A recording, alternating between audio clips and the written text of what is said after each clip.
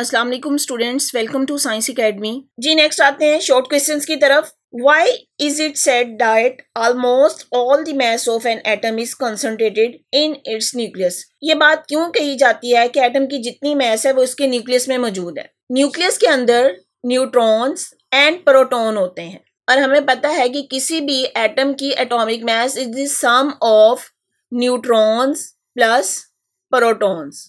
और क्योंकि ये प्रोटॉन और न्यूट्रॉन एटम के न्यूक्लियस में ही मौजूद होते हैं, इसीलिए हम कहते हैं कि एटम की जितनी भी मास है उसकी न्यूक्लियस में मौजूद है। नेक्स्ट है why are elements different from one another? कोई भी एलिमेंट दूसरे एलिमेंट से क्यों डिफरेंट होता है?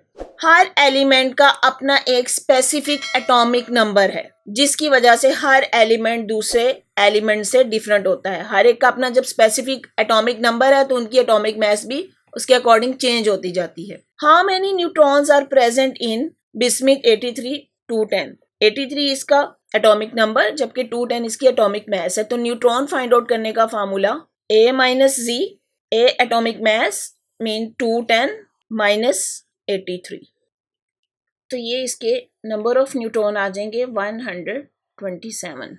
नेक्स्ट क्वेश्चन है why is tritium a radioactive element? Tritium ये हाइड्रोजन का आइसोटोप है और हम हाइड्रोजन के आइसोटोप में हमने पढ़ा था कि ट्रिटियम या इसका थर्ड वाला आइसोटोप रेडियो एक्टिव एलिमेंट है। क्यों? क्योंकि उसका न्यूक्लियस अनस्टेबल है।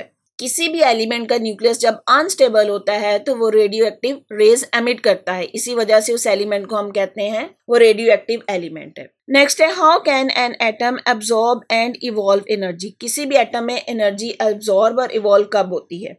एटम के स्ट्रक्चर में हमने इलेक्ट्रॉन्स के बारे में पढ़ा था। इलेक्ट्रॉन्स रिवॉल्व करते हैं शेल्स में। जब ये इलेक्ट्रॉन अपने एक शेल से दूसरे शेल में जाते हैं, मूव करते हैं अगर ग्राउंड लेवल से, तो ये एनर्जी एब्जॉर्ब करके हायर लेवल तक जाते हैं, और अगर आउटर शेल से मूव करते हैं इनर शेल की तरफ तो तब ये एनर्जी इवॉल्व करते हैं। तो एटम में एनर्जी एब्जॉर्ब और इवॉल्व तब होगी कि जब इसके इलेक्ट्रॉन मूव करेंगे।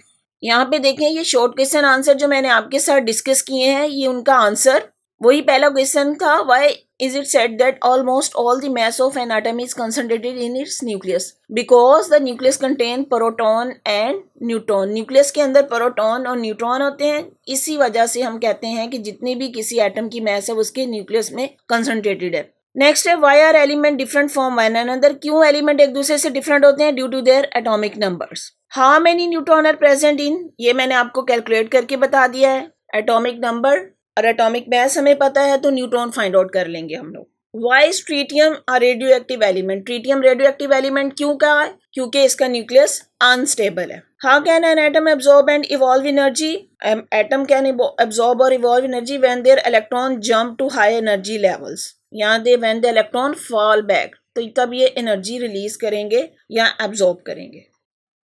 जी कंस्ट्रक्टेड रिस्पॉन्स क्वेश्चंस की तरफ आते हैं। Why does the energy of electron increase as we move from first shell to second? जब कोई एक इलेक्ट्रॉन फर्स्ट शेल से सेकंड शेल की तरफ जाता है तो उसकी एनर्जी क्यों इंक्रीज करती है? तो इसका आंसर क्या है कि एनर्जी लेवल, या आप यूं कह दें कि इनका डिस्टेंस इंक्रीज कर देता है न्यूक्लियस से। शेल, फर्स्ट शेल जो है वो न्यूक्लियस के करीब है, सेकंड शेल न्यूक्लियस से दूर है। तो because the electron in the higher shell are further from the nucleus, distance increase कर जाता है, जिसकी वजह से they are less tightly bound and possess the more energy compare to those in the lower shell. तो जितना atom में electron का न्यूक्लियस से डिस्टेंस बढ़ता जाएगा उसकी एनर्जी ज्यादा होती जाएगी। जी नेक्स्ट क्वेश्चन है why is it needed to lower the pressure of the gas inside the discharge tube? हमने डिस्चार्ज ट्यूब एक्सपेरिमेंट पढ़े थे और हमने उसमें देखा था कि हम प्रेशर को बहुत कम कर देते हैं। प्रेशर कम करने की क्या रीजन थी? प्रेशर कम करने की रीजन कि हमने वहां पे वैक्यूम क्रिएट करना था। वैक्यूम क्रिएट करना ताकि हमने जो वहां पे गैस यूज की है उसके मॉलिक्यूल किसी और दूसरे पार्टिकल के साथ इंटरेक्ट ना करें। तो low pressure is needed to reduce the number of gas molecule making it easier for electron to travel freely and strike the gas atom.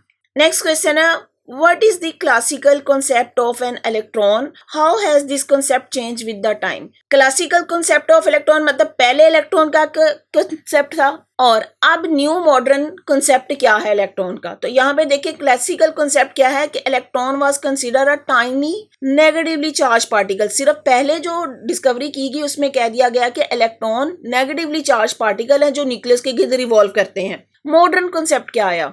Electrons are described by quantum mechanics where their exact position can't be known, only the probability of their presence in the certain orbital. उसमें कहा गया कि electron को quantum mechanics के through describe किया जा सकता है. हम उनकी एग्जैक्ट पोजीशन नहीं बता सकते क्योंकि वो न्यूक्लियस के गिर्द रिवॉल्व करते रहते हैं. जहां पे वो कभी एनर्जी एब्जॉर्ब करते हैं, कभी रिलीज करते हैं, अपनी पोजीशन वो चेंज करते हैं, लेकिन उनकी प्रेजेंस जो है वो ऑर्बिट्स या ऑर्बिटल में ही होती है. नेक्स्ट है why are the nuclei of radioactive element unstable? Radioactive element की न्यूक्लियाई अनस्टेबल क्यों होते हैं? अब यहाँ पे देखिए कि हमने पढ़ा था कि रेडियोएक्टिव एलिमेंट्स में उनके नंबर ऑफ प्रोटॉन और न्यूट्रॉन वो इम्बैलेंस होते हैं, वो बराबर नहीं है. इस वजह से उनके न्यूक्लियस अनस्टेबल होने की वजह से रेडियोएक्टिव रेज एमिट करते हैं. So because they have the imbalanced proton and neutron leading to the instability, to achieve stability they emit radiation in the form of alpha, beta और gamma rays. तो stability को gain करने के लिए ये radiation emit करेंगे और radiation alpha, beta और गामा रेज की फॉर्म में होंगी. नेक्स्ट है during discharge tube experiments how did the scientist conclude that the same type of electron and proton are present in all element. किस तरीके से डिस्चार्ज ट्यूब एक्सपेरिमेंट में इन्होंने साइंटिस्ट ने ये डिस्कवर किया कि same type of electron and proton her element में प्रेजेंट है. अब हमें पता है कि डिस्चार्ज ट्यूब एक्सपेरिमेंट में उन्होंने प्रॉपर्टीज पढ़ी थी कैथोड रेज की और एनोड रेज की. इलेक्ट्रॉन की डिस्कवरी कैथोड रेज के थ्रू और प्रोटॉन की डिस्कवरी एनोड रेज के थ्रू. तो जब ये प्रॉपर्टीज पढ़ी थी तो ये प्रॉपर्टीज सेम थी. इसी वजह से कहा गया था कि electron and proton are the fundamental particle of every elements. So the properties of cathode rays and anode rays were found to be the same regardless of the gas used, suggested that electron and proton are the fundamental particles common to all elements. जी next आते हैं descriptive questions की तरफ. पहला question explain the structure of a hydrogen atom. Hydrogen atom का structure आपने explain करना है. अब हाइड्रोजन हमारा पीरियोडिक टेबल का फर्स्ट एलिमेंट है. हाइड्रोजन का एटॉमिक नंबर 1, एटॉमिक मास भी 1. इसके अलावा हमने इसके बारे में जो पढ़ा था कि हाइड्रोजन के 3 आइसोटोप्स हैं. पहला हाइड्रोजन का आइसोटोप प्रोटियम, सेकेंड आइसोटोप हमने पढ़ा था deuterium and third isotope was tritium. तीनों के एटॉमिक नंबर सेम लेकिन एटॉमिक मास इसमें डिफरेंट है. तो आप इसमें हाइड्रोजन के बारे में एक्सप्लेन करेंगे, उसके आइसोटोप्स के बारे में भी एक्सप्लेन करेंगे. और हमने ये पढ़ा था कि इसके पहले 2 आइसोटोप मतलब protium and deuterium they are stable while tritium is unstable and it is the radioactive element. जी नेक्स्ट क्वेश्चन है how does the theory of atomic structure explain the ionisation of atom by a radioactive isotope. किस तरीके से radioactive isotope theory of ionisation को explain करते हैं. हमें पता है कि रेडियो एक्टिव आइसोटोप के अनस्टेबल न्यूक्लियाई होते हैं. अनस्टेबल न्यूक्लियाई का मतलब है दे एमिट रेडिएशन और emitted radiation knock the electron out of the nearby atom causing the ionization by creating ion या चार्ज एटम. जो हमने सोडियम के केस में आपकी बुक में भी जैसे एग्जांपल दी गई, आपने सोडियम के केस में पढ़ा था कि सोडियम अपना एक इलेक्ट्रॉन जब रिलीज कर देता है तो पॉजिटिव आयन में कन्वर्ट हो जाता है और यहाँ पे ये 1 इलेक्ट्रॉन की रिमूवल हो गया. जी नेक्स्ट है what is radio activity. Explain any 3 application of radio active isotope. Radio activity क्या है? रेडियो एक्टिविटी एक प्रोसेस है जिसमें कोई भी atom radioactive rays emit करता है. तो radioactivity is the spontaneous emission of particles alpha, beta, gamma rays from unstable atomic nuclei. इसके एप्लीकेशन हमने पढ़े थे बुक में, मेडिसिन में, एग्रीकल्चर में, इंडस्ट्री में, बुक में भी काफी डिटेल में दिए गए हैं. इसके अलावा आप यहाँ पे इसको देख सकते हैं अगर आपने पॉइंट की फॉर्म में लिखने हैं तो. जी नेक्स्ट क्वेश्चन है find out the relative atomic mass of mercury from the following data. Data दिया गया है, आपने relative atomic mass find out करनी है. यहाँ पे मास नंबर है, ये m1 की वैल्यू है, m2 है, m3, m4, ये m5 है, m6 और ये m7. इसी तरह अबंडेंस ये p1, p2, p3, p4 and so on. और यहाँ पे आप इसका फार्मूला अप्लाई करेंगे तो आप यहाँ पे देखेंगे कि इसकी एटॉमिक मास जो हम कैलकुलेट करते हैं वो 199.39 आ जाएगी. जी स्टूडेंट्स, अगर आपको मेरा लेक्चर समझ आया है तो अपने फ्रेंड्स के साथ शेयर करें, मेरी वीडियो को लाइक करें और चैनल को सब्सक्राइब करें। बेल आइकन को क्लिक कर दें ताकि आने वाली हर वीडियो सबसे पहले आपको मिल जाए। और अगर आपने कोई क्वेश्चन करना है तो कमेंट बॉक्स में मुझे कमेंट कर सकते हैं। Thank you.